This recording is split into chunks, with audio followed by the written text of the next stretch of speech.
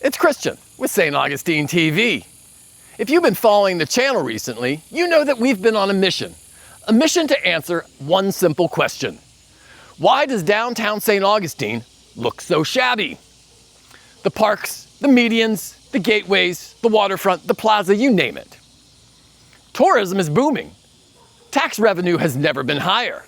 St. Johns County is the wealthiest county per capita in Florida and one of the fastest growing in the nation.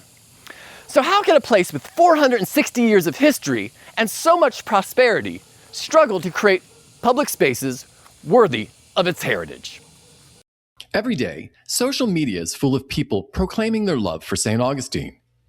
So why doesn't that love show up in the care for the town itself? That question led us into local politics. What we found was disturbing. Since it's election season, we invited every city and county commission candidate to sit down for a long-form interview. 8 accepted, 5 from the county, and 3 city candidates. Along the way, we observed commission meetings, watched hours of political discourse online, and did our homework. The first thing that jumped out is St. Johns County likes its politics dirty. Not spirited, not competitive, dirty, as in filthy dirty. Having worked as a court reporter in U.S. Congress and lived in Washington, D.C. and Baltimore, I thought I'd seen ugly politics. I hadn't. Nothing prepared me for how personal, tribal, and openly hostile local politics can be here. This political season, the dominant narrative is deceptively simple. You're either slow growth or you're in the pockets of developers. After interviewing most of the candidates, I don't buy that framing. Every candidate I spoke with acknowledged that growth has damaged quality of life. Everyone talked about traffic, overdevelopment, clear-cutting, infrastructure, and the loss of natural beauty. The disagreement wasn't over the problem. It was over the solution. Some want retribution. Others want to manage growth that's already been approved and focus on practical solutions. What surprised me most was how quickly disagreement became moral condemnation. People weren't just criticized, they were vilified, their motives questioned, their character attacked. Assume the worst. I experienced it firsthand. Simply interviewing candidates from different perspectives resulted in personal attacks and false accusations. One website even published false claims about us. I wasn't treated as someone asking questions. I was treated as someone who needed to be put in his place. When I suggested our community would benefit from more civility and less hostility, I was told my values were, and I quote, "kumbaya bullshit." Values of stewardship, beauty, community, listening before judging, trying to understand problems before prescribing solutions. Those are the values I brought into this project. Apparently, that's controversial. When I posted a quote from Edmund Burke, the father of modern conservatism, about stewardship, the response was illuminating. I was essentially told that Burke's conservatism is dead. Philosophy is out. Grievance politics is in. To me, modern populism has become the right's answer to woke politics. Instead of framing everything as oppressor versus oppressed, it frames everything as elites versus the people. In this case, the developers are the permanent villain. Whether you agree or disagree with that framing, it isn't a governing philosophy. It's a political strategy. What concerns me isn't disagreement. Healthy disagreement is essential. What concerns me is the belief that if your cause is righteous, then any tactic is justified. Character assassination, public shaming, bullying, intimidation. That's not healthy for democracy, and it certainly isn't healthy for community. And the greatest irony? The loudest voices insist they're fighting against unelected influence in government, while simultaneously building enormous unelected influence of their own. In a healthy republic, ideas should compete. Not factions, not fear, and certainly not whoever can shout the loudest. One of the biggest surprises for me in all of this wasn't a policy. It was the apparent influence of a single unelected activist. Every political system has influential donors, activists, and organizers. That's normal. What struck me here is how much one person seems to shape local political narratives, support candidates, and influence public debate without ever standing before the voters. My concern isn't political activism. It's accountability. Elected officials answer to voters. Unelected influencers do not. I also notice that the political conversation too often revolves around outrage, fear, and blame, rather than understanding problems or discussing solutions. That's not unique to St. Johns County, but social media boosts it.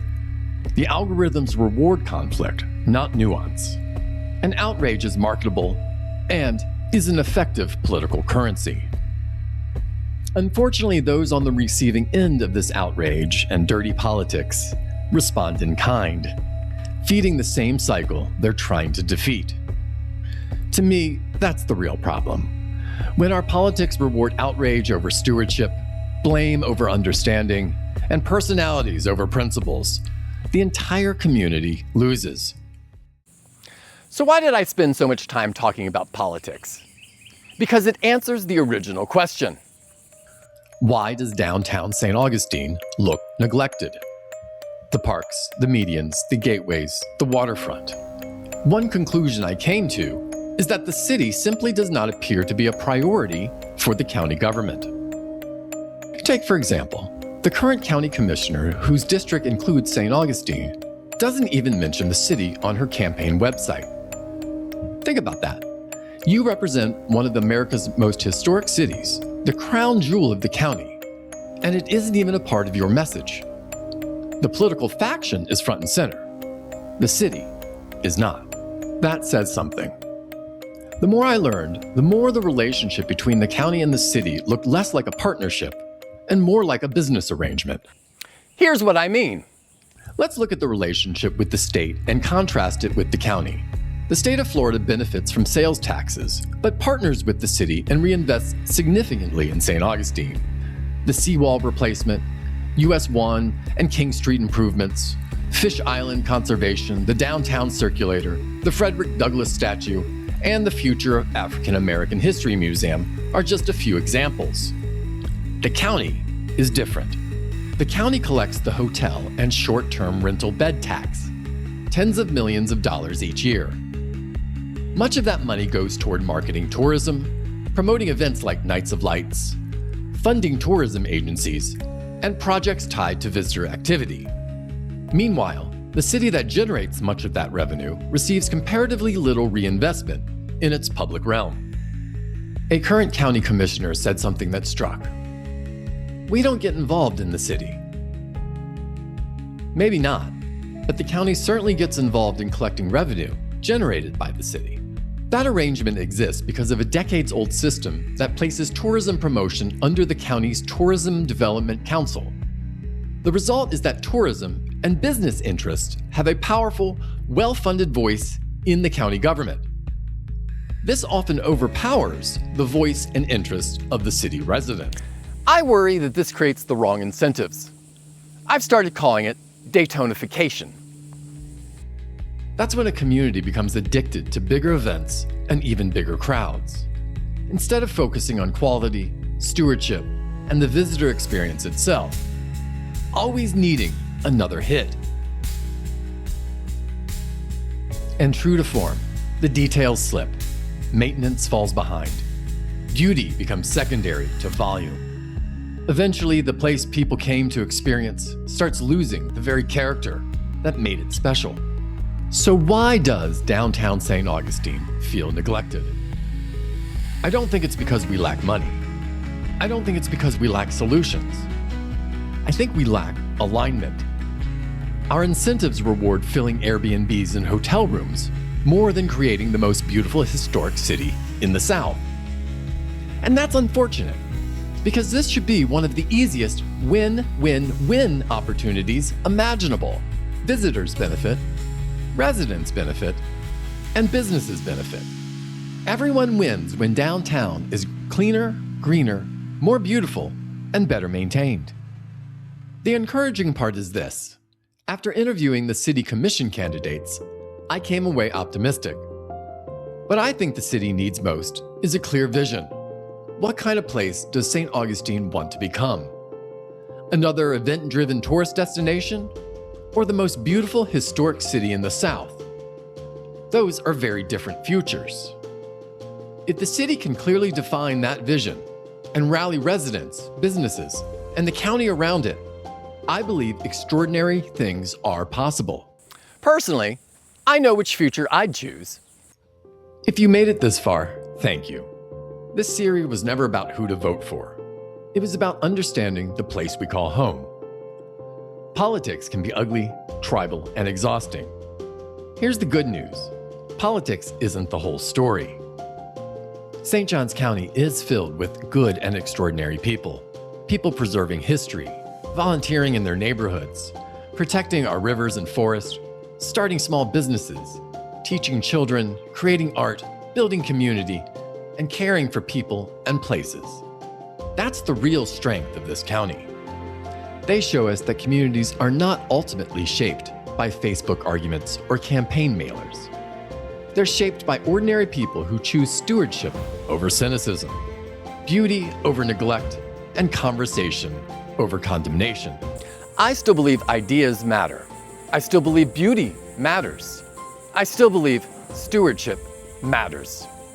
And I still believe that genuine community is possible, not because we all agree, but because we choose to treat one another with honesty, humility, and respect, even when we don't. The best days of St. Augustine and St. Johns County don't have to be behind us, but they won't arrive by accident. They'll be built one conversation, one decision, one act of stewardship at a time. Thanks for watching. If you enjoyed this conversation, subscribe to St. Augustine TV.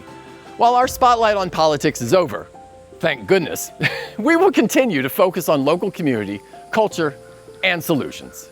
Until then, take care of each other, and let's leave this place a little more beautiful than when we found it.